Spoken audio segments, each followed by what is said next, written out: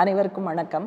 சமீபத்தில் ஒரு தொலைக்காட்சி பேட்டியில் கம்யூனிஸ்ட் கட்சி குறித்த ஒரு அவதூறு பதிவு செய்யப்பட்டிருக்கு. அதுக்கு விளக்கம் கொடுக்கணுங்கிற முறையில் சில கருத்துக்களை நண்பர்களோட நான் பகிர்ந்துக்கணும்னு நினைக்கிறேன். இசையமைப்பாளர் கங்கை அமரன் அவர்கள் ஏற்கனவே பிஜேபியில் இணைந்தார், கொஞ்சம் காலம் செயல்பட்டார். அதற்கு பிறகு இப்போ சமீபத்தில் திமுகவில் இணைந்திருக்கிறார். எதுக்காக பிஜேபியில் சேர்ந்தார், அப்புறம் எதுக்காக விலகினார், அடுத்து திமுகவை ஏன் தேர்வு செஞ்சார் அப்படிங்கிறதுக்கான காரணங்களுக்குள்ளே நான் போகலை. அவருக்கு தனிப்பட்ட முறையில் அதற்கு காரணங்கள் இருக்கலாம். ஆனால் அவருடைய பேட்டியில் அவர் சொன்ன உண்மைக்கு புறம்பான ஒரு செய்தி, அதை மட்டும் கிளியர் பண்ணணும்னு நான் நினைக்கிறேன். அந்த பேட்டியில் அவருடைய மூத்த சகோதரர் பாவலர் வரதராஜன் குறித்து ஒரு சம்பாஷணைங்கிறது தொகுப்பாளருக்கும் கங்கை அமரன் அவர்களுக்கும் இடையில நடக்குது. பாவலர் வரதராஜன் அவர்கள் ஆரம்ப காலத்தில் கம்யூனிஸ்ட் கட்சியினுடைய பொதுக்கூட்ட மேடைகளில் அரசியல் கருத்துக்களை கொண்ட கச்சேரி செய்வார். அற்புதமான கலைஞர். நொடி நேரத்தில் அவரால் பாடல்கள் எழுத முடியும், இசையமைக்க முடியும். அன்றைக்கு நடக்கிற அரசியல் நிலைமை, அன்றைக்கு காங்கிரஸ் கட்சி ஆளக்கூடிய கட்சியாக இருந்தது. அந்த அரசாங்கத்தை எதிர்த்த கருத்துக்கள், மக்களுடைய பிரச்சனைகள், அதில் கம்யூனிஸ்டுகளுடைய போராட்டங்கள், இதையெல்லாம் இணைத்து மிக அற்புதமான பாடல்களை அவர் அந்த காலத்தில் பாடக்கூடியவர். நீங்கள் இப்போ கூட பல கச்சேரிகளில் முதல் பாடல் அப்படிங்கிறது வணக்கம் சொல்லுவாங்க. அந்த வணக்கம் சொல்லக்கூடிய பாடல்னாக்க அல்லி மலர் எடுத்து அத்தனை பேரையும் கும்பிட்டோம், பிச்சி மலர் எடுத்து பெரியவங்களை கும்பிட்டோம், அப்படியான வரிகள் தான் வரும். ஆனால் பாவலர் அவர்களுடைய பல கச்சேரிகள் என்னுடைய சிறு வயது முதல் கேட்டு எனக்கு பழக்கம். அதனால் அவருடைய பல பாடல்கள் எனக்கு மனப்பாடமாக தெரியும். அதில் அவருடைய முதல் பாடலே தாய் நாட்டுக்காகத்தன் உடல் பொருளாவியை தந்த தியாகிகளுக்கு வணக்கம்னு தான் அவர் ஆரம்பிப்பார். சமூக சீர்திருத்த கருத்துக்கள் அந்த முதல் பாடல்லையே வரும். உதாரணமாக, சாதி விட்டு சாதி மகளை கட்டி கொடுத்த தாய் தந்தையர்க்கெல்லாம் வணக்கம், இங்கு தாலி அறுத்த பெண்ணை மறுமணம் செய்திட்ட வாலிபருக்கெல்லாம் வணக்கம். இப்போ சில வார்த்தைகள் இப்போ இந்த காலத்தில் நம்ம வேற மாதிரி பயன்படுத்துவோம், இருந்தாலும் அன்னைக்கு அந்த வரிகளோட பாடல்கள்ங்கிறது வந்தது. அதே போல முற்றும் துறந்து விட்டு மக்களுக்காய் உழைக்கும் முழு நேர ஊழியர்க்கும் வணக்கம் அப்படின்னு சொல்லி கம்யூனிஸ்ட் கட்சியில் முழு நேரமும் பணியாற்றக்கூடிய ஊழியர்களுக்கு உட்பட வணக்கம் வச்சு தான் அந்த பாட்டுங்கிறது வரும். அதே போல் ஆதவனை அடிமையாக்கியே செங்கொடி ஜோதி வீசி பறக்குது பாரீர், இந்த செய்தி கேட்டு உழைக்கும் வர்க்கமே உலகில் ஆடிப்பாடி கழிக்குது பாரீர் அப்படிங்கிற பாடல் அடுத்த பாடலாக வரும். நீங்கள் இந்த பாடல்கள் இது கொடுக்குற உற்சாகத்தில் எல்லாரும் அடுத்தது நிமிர்ந்து உட்காந்துருவாங்க. அடுத்து அரசியல் கருத்துக்கள்ங்கிறது வரும். அவர் தேவதானம்பட்டியில் இருந்தபோது காலையில் டீ குடிக்க அவருக்கு டீ கடை எதுவும் திறக்கலை. அன்றைக்கு மாலை நடந்த கச்சேரியில் அதுக்குள்ளே ஒரு பாடல் இயற்றி அவர் இசையமைச்சிட்டாரு. டீ குடிக்க வழியும் இல்லை தேவதானம்பட்டியில்னு தொடங்கக்கூடிய அந்த பாடல். அதே போல் கட்டாயப்படுத்தி குடும்ப கட்டுப்பாடு செய்ய வைக்கிற நிர்பந்தம், அதை எதிர்த்து ரூப்பு தேரா மஸ்தானா அந்த ராகத்தில் கூட உடனடியாக ஒரு பாடல் இயற்றி பாடினார். இப்படி நம்ம சொல்லிக்கிட்டே போகலாம். மிக அற்புதமான இசைக்கலைஞர், பாடகர் அப்படின்னு தான் நம்ம சொல்ல முடியும். அதனால் அவரை பற்றிய உயர்வான கருத்துக்கள் நிச்சயமாக கம்யூனிஸ்ட் கட்சிக்கு இருந்தது, இப்போவும் இருக்குது அப்படிங்கிற உண்மையை யாராலையும் அழிக்க முடியாது. அடுத்து அவருக்கு குடிப்பழக்கம் என்பது வந்தது. அதை கங்கை அமரனே அந்த பேட்டியில் ஒத்துக்கிறாரு. அந்த குடிப்பழக்கத்தை திருத்துவதற்கு, குடிப்பழக்கத்தை நிறுத்துவதற்கு, பாவலர் அவர்களை அதிலிருந்து திருத்துவதற்கு கட்சி சார்பில் தொடர்ந்து முயற்சிகள் எடுக்கப்பட்டிருக்கு. ஏன்னா வீட்டில் என்னுடைய பெற்றோர் உமாநாத் அவர்களும் பாப்பா உமாநாத் அவர்களும் நிறையா இது பற்றியெல்லாம் பேசுவாங்க. ரொம்ப கவலையோடு பேசுவாங்க. என்ன இந்த மனுஷன் இப்படி பண்ணிகிட்டு இருக்காரு அப்படிங்கிற முறையில் பேசுவாங்க. இப்போ இந்த பாவலர் சகோதரர்கள் இந்த கச்சேரிக்காக பல ஊர்களுக்கு செல்லும்போது அந்த நேரத்தில் கம்யூனிஸ்ட் கட்சியால் காசு கொடுத்து எங்கேயும் ஹோட்டலில் எல்லாம் தங்க வைக்க முடியாது. அதனால் தோழர்களுடைய வீடுகளில் தான் தங்குவாங்க. திருச்சி வந்தால் எப்போவுமே அவங்க தங்கக்கூடிய இடம்ங்கிறது எங்களுடைய வீடு தான். அதனால் எனக்கு ரொம்ப சின்ன வயசுலேருந்தே பாவலர் சகோதரர்கள் எல்லாரையுமே தெரியும். பாவலர் வரதராஜன் அவர்கள், அடுத்த சகோதரர் பாஸ்கர், அடுத்து இன்றைக்கு இளையராஜா என்று நாம் சொல்லக்கூடிய ராஜையா, கங்கை அமரன் என்று இன்றைக்கு நாம் பேசக்கூடிய அமர் சிங், இவங்க எல்லாரோடையும் ரொம்ப பழக்கம். கங்கை அமரன் பிஜேபிக்கு போகிற வரை எப்பயாவது ஒரு முறை தொலைபேசியில் அந்த தொடர்புகள், ஒரு ஹலோ எப்படி இருக்கீங்க அப்படிங்கிற விஷயங்கள் சொல்லுவது உண்டு. அதனால் அந்த நட்புங்கிறது தொடர்ந்து இருந்தது. அப்போ திருச்சியில் அவர் அடிக்கடி எங்களுடைய வீட்டில் தங்கக்கூடிய வழக்கம். அதனால் பாவலர் அவர்கள் இந்த மாதிரி குடிப்பழக்கத்தின் காரணமாக ரொம்ப மோசமான நிலைமைக்கு போய்கொண்டு இருக்கிறாருங்கிறத வீட்டில் என்னுடைய பெற்றோர்கள் பேசியும் நான் கேள்விப்பட்டிருக்கேன். அப்புறம் ஒரு கட்டத்தில் குடிப்பழக்கம் ரொம்ப எல்லை கடந்து போன பிறகு அவர் வந்து கட்சியில் வச்சிருக்க முடியாதுன்னு ஒரு நிலைமை வந்த பிறகு கட்சியிலிருந்து அவரை நீக்கி ஒழுங்கு நடவடிக்கைங்கிறது எடுக்கப்படுது. கலைஞர்களை பாதுகாக்க வேண்டும், பராமரிக்க வேண்டும் என்பதற்கான முயற்சி ஒரு நீண்ட காலம் தொடர்ந்து வேற வழி இல்லைங்கிற நிலைமையில தான் அன்றைக்கு கட்சி அந்த நடவடிக்கையை எடுக்குது. கட்சியிலிருந்து பாவலர் அவர்கள் நீக்கம் செய்யப்படுகிறார்.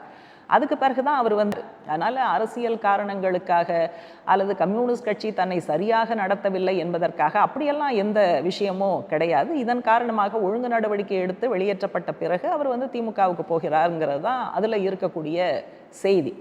அடுத்து அவர் கைது செய்யப்படுகிறார், யாருமே உதவி செய்யலை அப்படின்னு கங்கை அமரன் பேட்டியில் ஒரு இடத்துல சொல்கிறாரு. அந்த தொனி எப்படி இருக்குன்னா கம்யூனிஸ்ட் கட்சி அதில் தலையிடல அப்படிங்கிற அந்த வருத்தம், அந்த தொனி வந்து அதில் இருக்குது. ஆனால் கட்சியில் இருந்தபோது அவர் கைது செய்யப்படலை. கட்சியிலிருந்து நீக்கப்பட்ட பிறகு திமுகவில் சேர்ந்ததுக்கு பிறகு அவர் வந்து கைது செய்யப்படுகிறார். அவர் கைது செய்யப்படுவதற்கான காரணமும் வந்து அரசியல் பிரச்சனைக்காக அல்லது வந்து ஒரு அரசியல் போராட்டத்தில் அரசாங்கத்தை எதிர்த்து ஈடுபட்டதற்காக அப்படிப்பட்ட கைதெல்லாம் கிடையாது. அந்த காரணத்துக்குள்ளே நான் போக விரும்பலை. அப்படிப்பட்ட காரணங்கள் எதுவும் கிடையாது அப்படிங்கிறது தான். அதனால் அதுக்கு பிறகு தான் அவர் சொன்னதை போல மதுரை முத்து அவர்கள் மூலமாக அவரை வந்து சிறையிலிருந்து வெளியில் எடுத்தாங்க அப்படிங்கிற அந்த விஷயங்கள்லாம் சொல்கிறார். பாவலர் அவர்களுடைய இறப்பு குறித்து தொகுப்பாளர் பேசும்போது ஒரு இடத்துல அவர் என்ன சொல்கிறாருன்னா, குடிப்பழக்கத்தால் அவர் வந்து சாகலை, குடிநோயின் காரணமாக மருத்துவமனையில் சேர்க்கப்பட்டு சிகிச்சை எடுத்து அவர் நலம் பெற்று வீட்டுக்கு வந்துட்டார். அதுக்கு பிறகு ஒரு நாள் அவர் வெளியில் போகும்போது எந்த கட்சியில் அவர் ஆரம்பத்திலிருந்து உழைத்தாரோ அந்த கட்சியை சேர்ந்தவர்கள் அவரை வந்து கடுமையாக தாக்கினார்கள், அடித்தார்கள். அதில் வந்து காயம்பட்டு மருத்துவமனைக்கு போனார் அப்படிங்கிற முறையில் தான் அவருடைய கேள்விங்கிறது அமைது. அதனால் கம்யூனிஸ்ட் கட்சிங்கிற பேர் அவர் சொல்லலைன்னா கூட எந்த கட்சியில் ஆரம்பத்தில் அவர் இணைந்தாரோ இருந்தாரோ உழைத்தாரோன்னு வார்த்தை வரும்போது அவர் கம்யூனிஸ்ட் கட்சியை தான் குற்றம் சாட்டுகிறார் அப்படிங்கிற விஷயம் வருது. அதனால் கம்யூனிஸ்ட் கட்சியை சேர்ந்த தோழர்கள் அடித்து காயப்படுத்தி அதனால தான் அவர் இறக்குறாருங்கிறது அவர் தெளிவாகவே சொல்கிறாரு. ஒரு இடத்துல வந்து போட்டு தள்ளி விட்டார்கள் அப்படிங்கிற வார்த்தையை தொகுப்பாளர் பயன்படுத்துகிறாரு. இன்னொரு இடத்துல வந்து அடிச்சு கொன்னுட்டாங்க அப்படிங்கிற வார்த்தையை பயன்படுத்துகிறாரு. கங்கை அமரன் அவர்களுடைய பதிலும் அவர் ஆன்னு சொல்கிறதையெல்லாம் தாண்டி பார்த்தீங்கன்னு சொன்னால் அதை அவர் ஏற்றுக்கொண்டு ஒத்துக்கொண்டு ஆமாம் அப்படிங்கிற முறையில் தான் பதில் சொல்லுகிறார். இது வந்து கொஞ்சம் கூட நியாயம் இல்லை. உங்களுக்கு அரசியல் வித்தியாசம் இருக்கலாம், அல்லது அவர் எவ்வளோதான் குடிச்சுக்கிட்டு இருந்தாலும் அவரை வந்து கட்சிக்குள்ளே வச்சுருந்துருக்கணும்னு நீங்கள் வந்து எதிர்பார்த்துருக்கலாம்.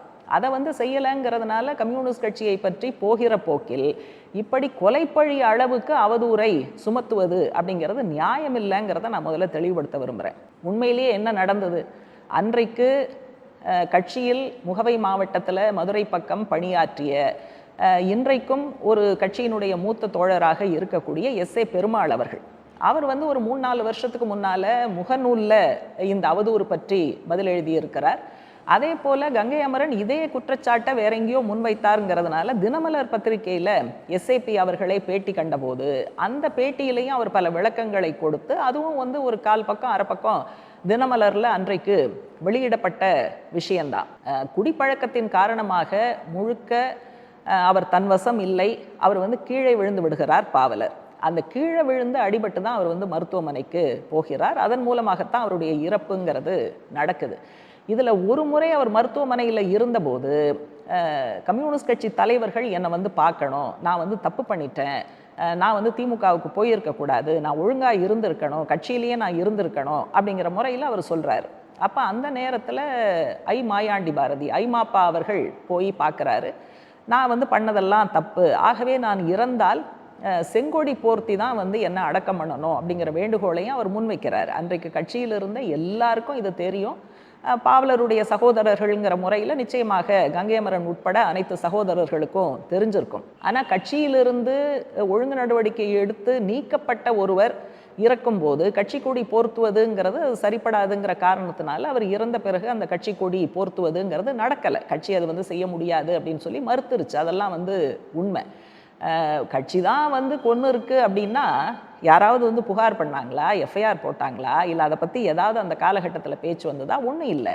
அதற்கு பிறகு தொடர்ச்சியாக கட்சியினுடைய பல நிதி தேவைகளுக்காக இசை கச்சேரி செய்வது அப்படிங்கிறது வரும்போது கங்கை அமரன் வந்து பல மாவட்டங்களில் கட்சிக்காக உதவி செய்திருக்கிறார். ஜனநாயக மாதர் சங்கத்துக்காக அதனுடைய நிதி தேவைக்காக 1980களில் சென்னையில் ஒரு இசை நிகழ்ச்சி அவர் நடத்தி கொடுத்தார். மிக குறைவான ஊதியம் தான் அப்போ அவர் பெற்றுக்கொண்டார். அதே போல் தூத்துக்குடியில், திருவள்ளூரில் கட்சியினுடைய நிதி தேவைகளுக்காக, மார்க்சிஸ்ட் கட்சியினுடைய நிதி தேவைகளுக்காக கங்கை அமரன் உதவி பண்ணியிருக்காரு. அதே போல் இளையராஜா அவர்களும் என்னுடைய தாயார் பாப்பா உமாநாத் அவர்கள் நேரில் சந்தித்து ஜனநாயக மாதர் சங்கத்துக்காக நன்கொடை கேட்டபோது நான் வந்து கூட போயிருக்கேன். அந்த காலத்திலேயே 10,000 ரூபாய் அளவுக்கு நன்கொடை கொடுத்தார். இளையராஜாவோட மனைவி அவர்களோடு கூட ஒரு நீண்ட காலம் தொலைபேசியில் பேசுகிற 1-2 முறை நேரில் பார்க்கக்கூடிய அப்படியான தொடர்பும் எங்களுக்கு இருந்தது. ஐமாப்பா அவர்கள், அதே போல் என்னுடைய தந்தை உமாநாத் அவர்கள், பாப்பா உமாநாத் அவர்கள், இவர்களை பற்றியெல்லாம் வந்து கடைசி வரைக்கும் மிக உயர்வான அபிப்பிராயம் தான் பாவலர் சகோதரர்களுக்கு உண்டு. அதனால் திடீர்னு ஏன் கட்சியில் இந்த மாதிரி பண்ணாங்கன்னு கொலைப்பழி அவர் ஏன் தூக்கி போடுறாரு அப்படிங்கிறது நமக்கு புரியலை. அதனால் உண்மையிலேயே அடித்து கொன்றார்கள்னு சொன்னால் அந்த மாதிரியான கட்சியினுடைய நிதி உதவிக்காக எப்படி வந்து இவர்கள் உதவுவார்கள், அல்லது அப்படிப்பட்ட கட்சியினுடைய தலைவர்களோடு எப்படி தொடர்பில் இருந்திருப்பார்கள் அப்படிங்கிற ஒரு முக்கியமான கேள்வி வருது. இதுக்கு பதில் கங்கை அமரன் தான் சொல்லணும். ஏன் அவர் இப்படி அவதூறாக பேசுகிறாருங்கிறது அவருக்கு தான் வெளிச்சம். அதனால் இந்த மாதிரி எதுவுமே நடக்கவில்லை. 4 ஆண்டுகளுக்கு முன்னாலேயே இதை பற்றிய இந்த அவதூறுக்கு பதில் கொடுத்து எஸ்ஏபி அவர்கள் முகநூலிலும் எழுதியிருக்கிறார், தினமலர் பேட்டியிலும் அவர் பேசியிருக்கிறார். அந்த காலத்தில் கட்சியில் செயல்பட்ட அத்தனை தோழர்களுக்கும் என்ன நடந்தது அப்படிங்கிறது நிச்சயமாக தெரியும். அதனால் இது முழுக்க முழுக்க அவருடைய மரணம், பாவலர் அவர்களுடைய மரணம் என்பது அவருடைய குடிப்பழக்கத்தால் நடந்த விஷயம். அதனால் அதை திரித்து மாற்றி கட்சியின் மீது பழி சொல்லக்கூடிய இந்த போக்கு கங்கை அமரனுக்கு கொஞ்சம் கூட பொருத்தம் இல்லை. இனிமேலாவது அவர் தன்னை மாற்றிக்கொள்ள வேண்டும். எனவே இந்த விளக்கம் பொதுமக்கள் மத்தியில் டு செட் த ரெக்கார்ட் ஸ்ட்ரெயிட்டும்பாங்க. அதனால் இந்த தவறான பதிவுகளுக்கு பதிலளிக்கக்கூடிய விதத்தில் தான் இந்த கருத்துக்களை நண்பர்களுக்கு முன்னால் வைக்கிறேன்.